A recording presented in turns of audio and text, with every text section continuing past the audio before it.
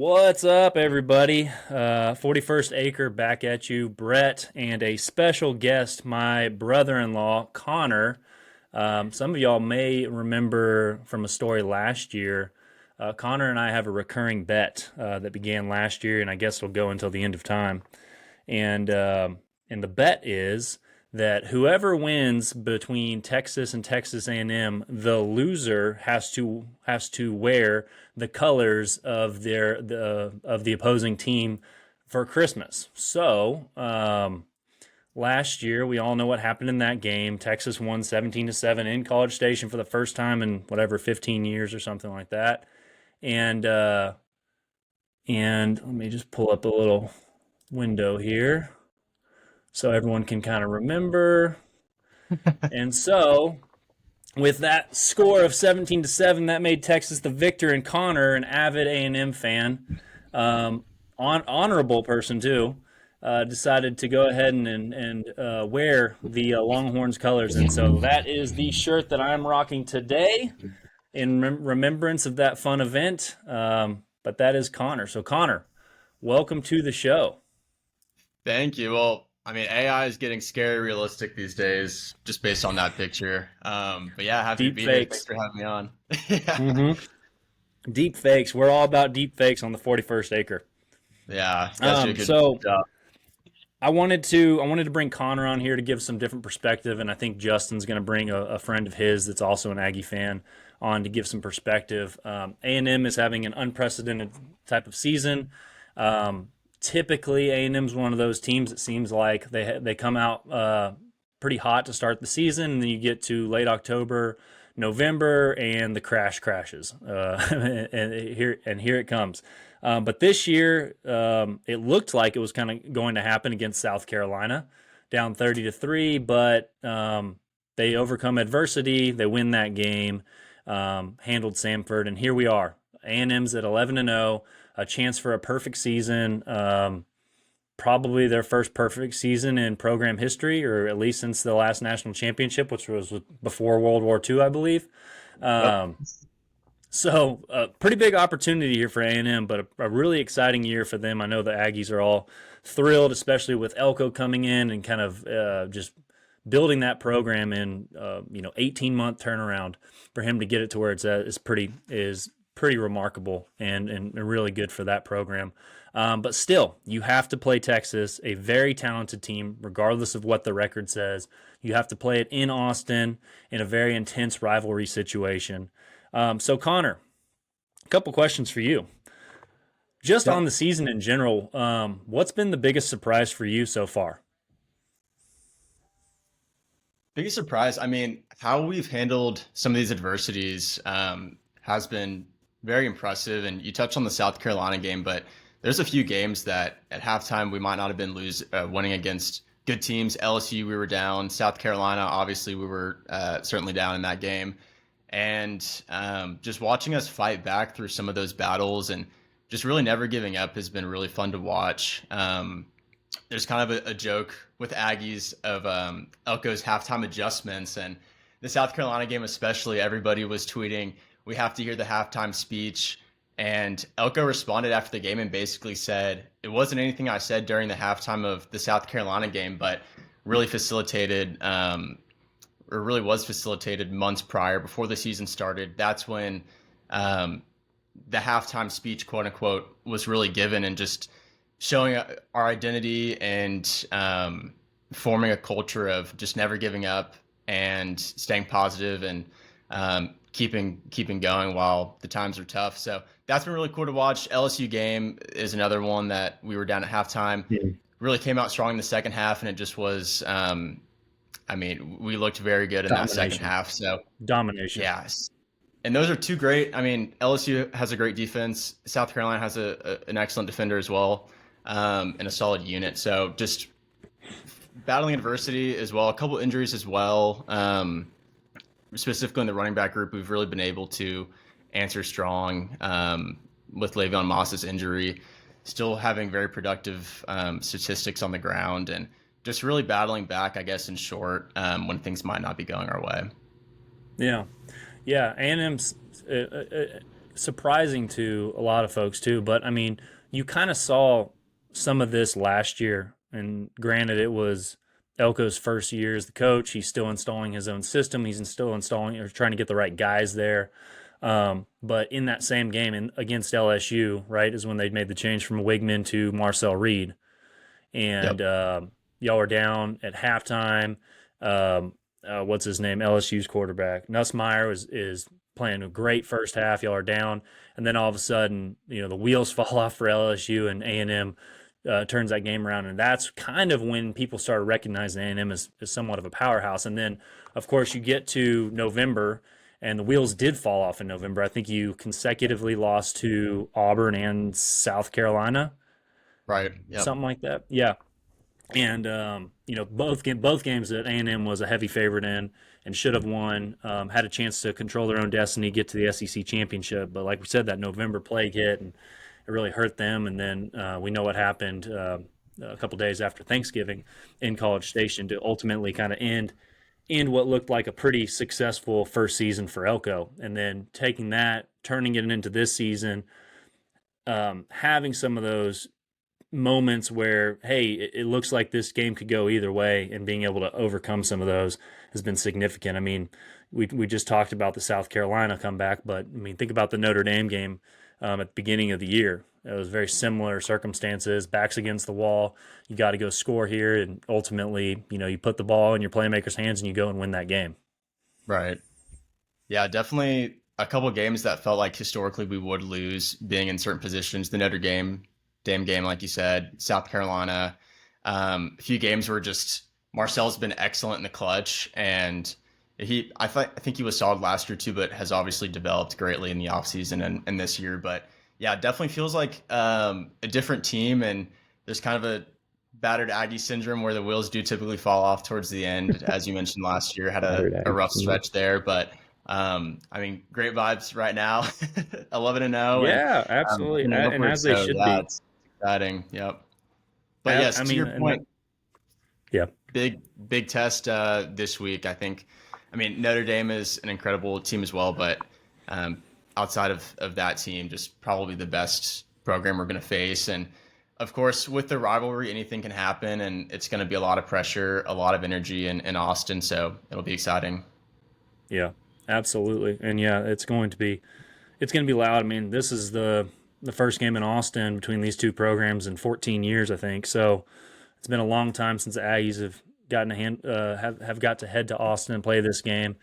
I think there's going to be a pretty big A&M presence based on Aggies just seem to travel really well, and I think they're going to be able to show up, and it'll be interesting. I'll be at the game, so I'll get to see and witness what that atmosphere is like. I hope that the Longhorn fans show up and it's loud and it's just a special environment. But it's gonna be interesting to see Maroon in Austin, Texas again for sure. But all right, so moving on. So what I think there's a lot of strengths on this team, but let's talk about like some of the areas of opportunity for improvement. Maybe some weaknesses, things that worry you on this current roster, maybe the game plan or coaching or whatever the case may be. What is your biggest concern with this team heading into this game? Yeah, two points there. Two aspects I think we really need to improve on. Number one being the turnover battle.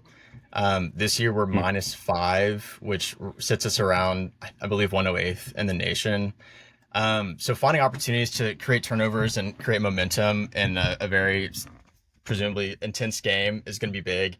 To that note as well, Texas is number 10 in the nation on the turnover battle, being at +10. So that's going to be a big, I mean, one opportunity for Texas to capitalize on and somewhere where we can improve and hopefully see some short yardage situations with turnovers. So that's one area I definitely am keeping an eye on. Another one is the kicking of Texas A&M. It has been a struggle this year and some inconsistencies. Kicking field goals. Randy Bond is a very tenured Aggie. He's been with the program for a few years, and this year he's kicking around 61% on field goals, Wow. 0 for 3 on 50 yarders. So another aspect where with close games, it's going to be big to be able to find field goals and find points with, especially playing against a tough defense like Texas. So hoping to get in the end zone Hmm. first and foremost, but there will be opportunities for some long kicks. So hoping to see us look good in that regard as well. Hey, Mike Elko didn't want to kick field goals last year, so if he has that same game plan, maybe you don't need him Yeah. after all. Yep. Yeah. I remember that. Um, okay, so now let's break that down a little bit. So kicking, and that's important, especially when you get in a game like this. I mean, the two games ago, it came down to the kick, as the Longhorns call it, Yep. which put us up 27-25 as the clock ran out. So you definitely want to have someone clutch on your bench that can kick a field goal when you need it for sure. And then the Yeah. I'll turnover never thing's forget. really interesting though, Yeah.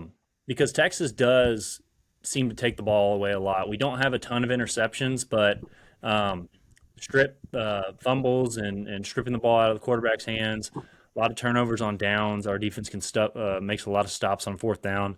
Um, it's been a key thing, and it was critical last year too. I mean, the game pretty much ended on a Marcel Reed strip sack. We got the ball back and ran the clock out. There was an interception in that game as well. Michael Taff had a big interception, so that's an interesting one. It always seems like there's a big turnover in these rivalry Yep. games. Definitely. So yeah, Well, that'll be Millborn really then. interesting, something to watch. Absolutely. Yeah, that's gonna be huge, and just in terms of momentum too, just having some of those swings and giving your defense a break, and well, ideally sending the offense back out there and getting strong turnovers. You mentioned from a game plan perspective as well. One thing I'd like to see us do, so comparatively, the closest defense we've seen to Texas so far has been Mizzou. Just a strong D line, strong unit, and one thing that we really focused on was getting the ball out quickly, getting the ball out to the Mm. flats to our receivers. Two names to make note of as well there. Two transfers, Mario Craver and Casey Concepcion have been incredible for A&M this year. Yeah. Very talented, just having the ball in their hands, and that's one thing that led to a lot of success versus Mizzou, and something I'd like to see us capitalize as well against Texas. Just getting the ball out quick, let them make a play. We also have Jay Morrow, one of our running backs, who, with Le'Veon Moss's injury, has gotten a good bit of play as well. Very talented pass catcher, very quick. So finding him in the flats as well could lead to some big chunk plays. So one Mm. from a game plan perspective, would like to see that, and um, yeah, I think that's a big opportunity for us there. Yeah, and I hit on it in our preview podcast. That's probably my biggest fear for the Longhorns, at least as far as matchups go, is our defensive backs have progressively gotten worse as the season's gone. Teams have been able to Mm-hmm. throw over the top on us. They've been able to throw underneath on us and collect 10 to 15 yards at a time. Y'all have got two elite wide receivers that can make a guy miss in open space, and that's not a good thing for this defensive back room right now. So definitely going to be an interesting matchup between our defensive backs and y'all's wide receivers, especially if y'all get them going early with space out in front of them. Yeah. So who? Okay, so let me ask you this: so who is your key player of the game on the offensive side and defensive side of the ball for A&M? Who are you looking to? Yeah, on the offensive side, I'm gonna say Trey Zune. He's one of our tackles. Unfortunately, we'll lose him this year to the draft. Presumably a decently high draft pick. But I'm really intrigued with his matchup versus Colin Simmons this Mm, game. He Zune is one of our, like I mentioned, one of our tenured offensive linemen. I believe his PFF grade this year is around 95, 96, which would put him the first couple tackles in the country. So just very talented guard, 6'6". I mean, 315 plus, and yeah, like I mentioned, taking on a very talented defensive end and Simmons, and I think that's going to be a big matchup because one of the opportunities for Texas, I think this game is going to be providing pressures, getting to the quarterback, and yeah, I'll touch on the offensive line too in a little bit once we go over some strengths. But I think that's going to be a huge matchup and really could define this game. Um, Mm. Gun mobile again. There's a lot of movement on Thanksgiving over here. All Um, good. so that's What that's about who I'm going to what go about with on the on the offense. defensive side? Defensive side is somebody who I'm sure you've touched on in the preview podcast. That's going to be Cassius Howell.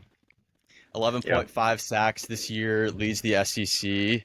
Um, is one of the finalists for the Best Defenders of the Year award, and I think I'll touch on the defensive line as well once we get to strengths, but that's going to be super important for us to get to Arch Manning and hopefully eliminating some chunk plays we tend to give up on the ground. So there's also a big opportunity for Howell there with some of the offensive line struggles for Texas. I think he can get home and stop a lot of plays and hopefully generate some tackles for losses, some momentum. So offensive side, I'm going to go Trey Zune. Defensive side, I'll go Cassius Howell, stay in the trenches, and hopefully win that battle and lead to some success. Trenches are important. I mean, I would agree. I mean, typically these games it comes down to who has the better trench play. Texas had the better offensive line versus the defensive line last year. Pushed A&M's defensive line around pretty much the entire game at will, um, and we were able to get pressure on Marcel Reed throughout that game. So it does come down to that. Yeah, that is was my other hot matchup in our preview podcast was our offensive line versus A&M's defensive line. It's one of those things I'm not exactly looking forward to. So, what would you say the number one strength of this team is? Yeah, kind of staying in the trenches. And I'll give an offensive and defensive side as well, but our offensive line has been tremendous this year. I kind of mentioned with Zune, but we do have very tenured linemen who have provided a lot of stability for Marcel and for the offense. Um, Brett, sidebar, can you hear the Christmas music over here? Is that messing up any audio or is that okay? No, I can't hear it.